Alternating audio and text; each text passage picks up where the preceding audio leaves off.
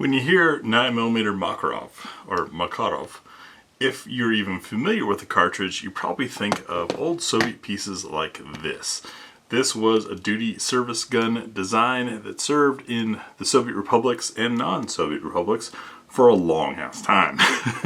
You might even be thinking of little wrist breakers like the Polish P64 with its stupidly heavy double action and insanely light single action, nearly non-existent sights, not exactly things that are fun to shoot. But what if I told you that in 2023, the current year, a modern pistol was chambered in 9mm Makarov?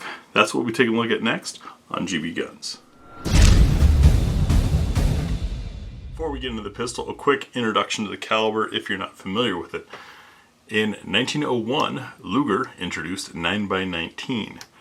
7 years later, Browning shrunk down a .45 and created .380 ACP, introduced by Colt, which is 9x17, 17mm case, 9mm projectile.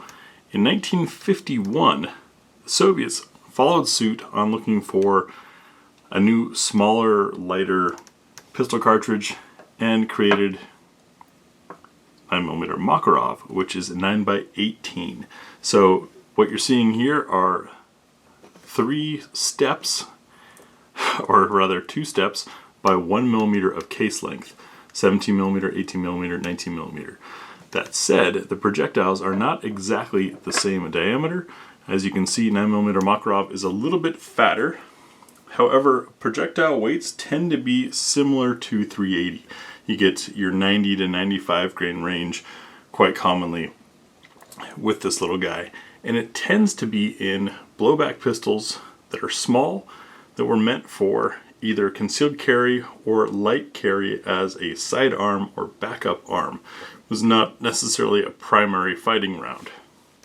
Those of you that have shot small direct blowback pistols in .380 know that they tend to be snappy and they can be borderline uncomfortable to shoot. Even in all steel like this P64, that remains true for Makarov, which is, after all, a little bit more case volume than .380, at least it's a longer case. And with the standard Makarov pistol, which is a little bit larger, kind of a subcompact by modern standards, maybe micro-compact-ish, it's manageable, but still not the most pleasant thing to shoot. And so that's what got me excited about the Grand Power LP9M. Now, you're probably, if you've made it this far in the video, been like, why would I care? Why would I have any interest in this pistol? It's not something that I'm going to carry. It's not for the US market. That's probably valid. I don't believe this was ever intended for the US market. Surprised to see it in the US, but as a Grand Power fan, I had to pick one up, and I'm really curious with this over 5-inch barrel. It's 5.17 inches. What kind of energy we can actually get out of .380, or out of 9mm Makarov. If you're like me and you've got a Makarov pistol and you bought a bunch of ammo when it was cheap, you then regretted it later because those Makarov pistols aren't exactly fun to shoot. This is the same frame and grip as Grand Power uses on their 9mm pistols, 15 round magazines. Actually, I fit 13 in here, but it's the same size as the 15. I will try again and see if I get 15 in there.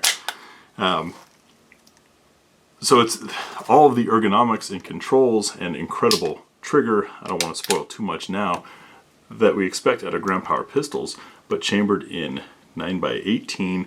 My guess is for selected markets where 9x18 is more readily available than 9mm. In the box, we've got 3 magazines, and they do have a slight limiter on the back behind the follower there, very similar to what Grand Power and many other companies have done with .380 by using a 9mm magazine and just putting something in there to deal with the shorter cartridge. That doesn't always work well. We'll find out when we get to the range how well that's going to work. We get 4 back straps, as we've come to expect on the fuller-sized Grand Powers, and Easter egg here. If you guys can hear that, though these look like, and they are shaped exactly like, the Mark 12 Grand Power back straps. These are Mark 23 back straps. This is one of the features that is coming, hopefully soon, to the US as an upgrade. And as you can see, visually, It's hard to tell there's much difference, but the texture is much more like skateboard tape than the smoother panels that we've come to know for the last 11 years or so in the US. This strip here that is actually on the pistol is the enhanced texture. This backstrap, however, is one of the older ones. So I've got 3 of the newer ones. This is probably them just working inventory into circulation as they make the transition. Up in the top of the box, we had a baggie with an Allen wrench and 2 additional front sights. Both marked, one's marked +1, one's marked -1 for adjusting point of impact to your ammunition. These are CZ75 cut effectively. However, there is a cross pin that goes underneath them. So if you wanted to swap CZ75 front sights on, you may have to file the bottom of the sight for that pin to get in there. We also have the cleaning brush and our instruction manual, which is different from other Gram Power manuals I've seen. The warranty in several languages. That's because Gram Powers are in, well, about 60 countries, last I heard, all over the place. Quite an international company, just never really super popular in the US. There's our specs, all in metric. If you want to see that all converted over, check the pinned comment for the article on gbgunsdepot.com, as well as our Gram Power pistol guide. I'll have it all over there, as well as pricing, etc. So this manual is a bit simplified from the others and does have a typo in it. In the ammunition section, it tells you to use 380 ACP. I've verified with Gram Power that is a serious error that hopefully they will be rectifying soon. Just know that you want to use the ammunition that your chamber is marked in. And this one says 9mm Makarov on it, 9x18. 380 probably would run in a Makarov pistol. The case is shorter, so it's going to chamber, and the projectile is 1/100 of an inch narrower. So it'll make it down the barrel. It just won't have much guidance and be bouncing around. Not something I recommend doing. I'm sure there will be comments of people with internet lore about either successful use or tragic use of 380 ammunition in a Makarov, and maybe some made-up Cold War spy stories about captured weapons and US ammunition, etc. That's all fine and dandy. We're here for the gun. A railed, double stack, ambi control, 5+ inch barreled 9mm Makarov. I can't wait to get this thing to the range. Anyways, onto our standard tabletop. Now, this is direct blowback still, but the barrel is not fixed. Interesting thing on that, I'll show you when we field strip and get inside. But first off, do we get magazine ejection or release? We've got eject. Slide is locked back, so there's no pressure on it. Try the other mag release side. And eject. One of the things I love about Gram Powers, kicks those mags out. Now, this is the exact same dimension as the 15 rounder from my K100, from my carry gun. But as I pointed out, there's a little spacer in there to prevent a longer bullet from fitting, also to make sure that a shorter barrel bullet doesn't get lost. Slide lock and release works on both sides. Safety, of course, works on both sides. This does not have a decocker, just a single action, double action. Speaking of which, let's change things up and do trigger talk early. I love Gram Power single action triggers. As you'll see, they are incredible. Light take up to a wall. Crisp break. Short reset, right back at that wall for another break. The double action is of course heavier, but is smooth. You'll see there's no stacking here as I pull through it. It just does not have a decocker on this. One of the things I noticed was different with this as well is we have bigger sights. See our sight picture there. They are not luminescent, just kind of a yellowish white dot. And oddly, the rear dots are larger than the front dot. I find that to be kind of annoying, but whatever. We also have a slightly different slide design here than we've seen in other similarly sized guns.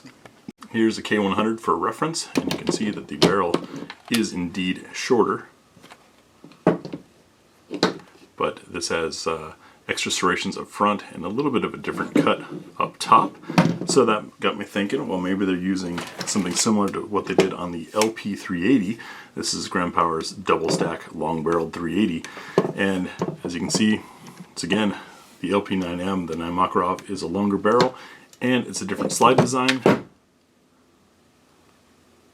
bit more tactical, edgy, I guess, than the multi-machine cuts that are on the 380. Starting up front, looking at our slide frame fit, a little bit of wiggle, but not much at all. No movement of the barrel. See, we've got a single rail space here that is quite lengthy out away from the trigger guard.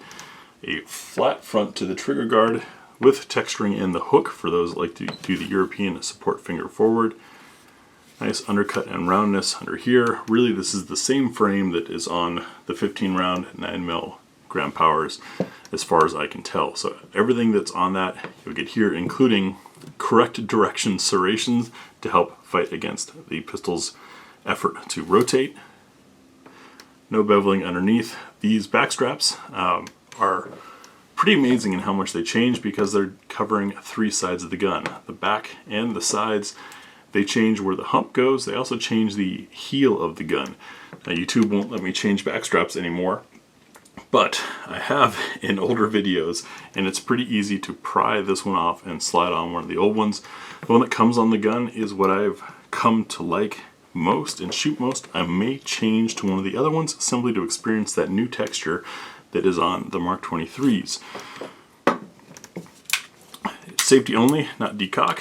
Safety locks the trigger up and functions as well when you've got a decocked gun. Slide to frame fit in the rear is impeccable, incredibly tight. No movement whatsoever. You can see how well that matches up. And all controls on both sides of the gun. That's something I've come to really like about these guns. Not just because I'm naturally left-handed. I shoot right-handed in video because that's how guns come and that's what most of you, the viewers, are. So I shoot a gun as you would. But also for, in advanced training, swapping hands, or in defensive use, should for whatever reason my right hand, primary shooting hand, become disabled, I can swap to my left hand and have all the controls be exactly where they need to be. Next, we'll field strip this and take a look inside the LP9M. Field stripping is going to look odd for folks that grew up on Glocks, but for those with PPKs or other Makarovs, this will look very familiar, and it's the same procedure on pretty much all gram power pistols. We've got takedown tabs on both sides here. We need to pull those down. I hook my middle finger in here to be able to grip, and we're going to pull the slide all the way to the rear, up, forward, and off, like such. You can see we have a non-captured recoil spring that is color-coded. The roller bearing that's in this chassis, I don't believe needs to be in the chassis for this pistol. It appears to me that this is the same chassis that they're using for 9mm, and this is something Gram Power has been doing for decades. But you've got a billet steel chassis there that is holding everything in and together, and it is marked with the initials tracing its production back. So if there's any issues, they know who did it and who put it all together.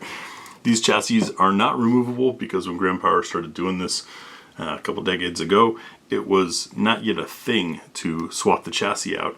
And in fact, in Slovakia, where these are made, and in many European countries, essentially every part of the gun is treated as a gun legally. So the idea of swapping chassis out was not even something of benefit to them. We can tilt our barrel and drop it out to take a look inside the slide, and you can see beautifully clean machining there and any unnecessary steel removed from the slide. Now, this being direct blowback, slide mass is important. We'll find out when we get to the range how well calculated this is for the various loads. We've got some Russian 9 Makarov ammunition to use, some Serbian stuff, and American stuff as well. That's right, critical defense does exist in Makarov, as does Hornady Custom, and I'll dig around. I think I've got some others. Our barrel has an interesting shape to it. You see that little ledge there? I believe that ledge is to clear where the roller bearing is. Yep, sits right in like that, but is effectively fixed. No rotation like you normally get on a Gram Power. Next we'll check for chamber fitment. Since match ammunition is not really a thing for 9 Makarov, at least not that I know of, I'm going to use this Hornady Custom, tends to be good stuff. I'm going to drop in and listen for the plunk, just like that. Make sure the round can turn freely, and it can. And we're looking at chamber support. Zoom you in, and you can see that this is supported all the way around, as I've come to expect from ground power pistols. That's excellent should there be an instance of case rupture. That helps keep all of that as expanding gases heading down the barrel and out the front of the gun instead of into your hand. Round dropped out freely. That's a good sign of nice chamber fitment. Ground Power's barrel specs, I don't believe I can tell you, but they are incredibly precise in their machining of these barrels, which is part of why you get such great accuracy. Notice there's also a bit of a taper to this barrel. Looks thinner here than here. That's probably going to add to front weight and help combat recoil in the direct blowback that is this pistol. I'll reassemble by simply reversing the disassembly, and while I do this, tell you about what's going to be in the range video. You'll see absolute first shots through the gun. Hold shots. We'll do full magazine plus 1. Find out how these magazines run with that stuff piece in there. What's for dinner is where we test a wide variety of ammunition. How wide a variety for Makarov may not be that wide. I don't think I have that many loads out there, but from what we've got, that may impact performance of this gun, but we'll see what it does. I also want to chronograph this and find out what kind of energy you're getting. Now, Makarov is a little more than 380 and a little less than 9mm, general conventional wisdom, but I've never seen it shot out of a 5-inch barrel. So I'll try that. Quick note on reassembly, you want to make sure that the barrel is unlocked, and then we're going to reverse the whole process. You don't have to pull down on these tabs, but I found that makes it easier. Pull all the way to the back and set it over, and as with every ground power video, I normally rest the heel of the gun against my stomach for support. I can't do that with this filming setup. I'll show you on the range video if you want to see it.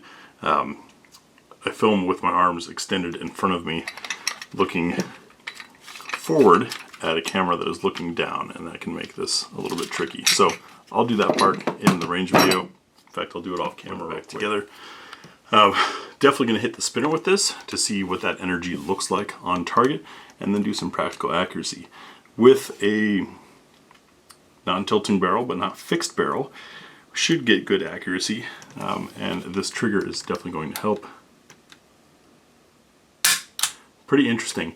I mean, there were double stack commercial versions of these Makarovs that came into the US, I think in the 90s, but other than that, never seen, I've never handled anything other than one of these skinny single stacks out of a rather, well, relatively uncomfortable gun to shoot, and that in itself gave me sort of a negative opinion of 9mm Makarov.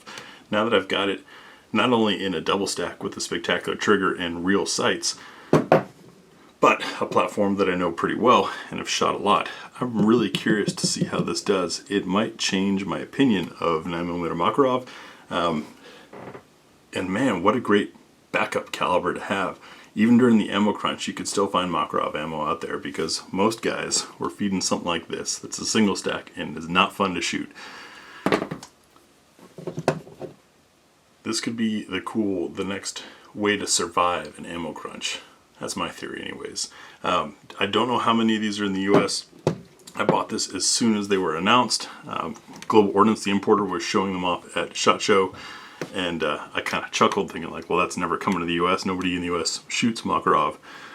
And they kind of gave me a look. Turns out they did import some. How long are they going to be around? How many are they going to bring in?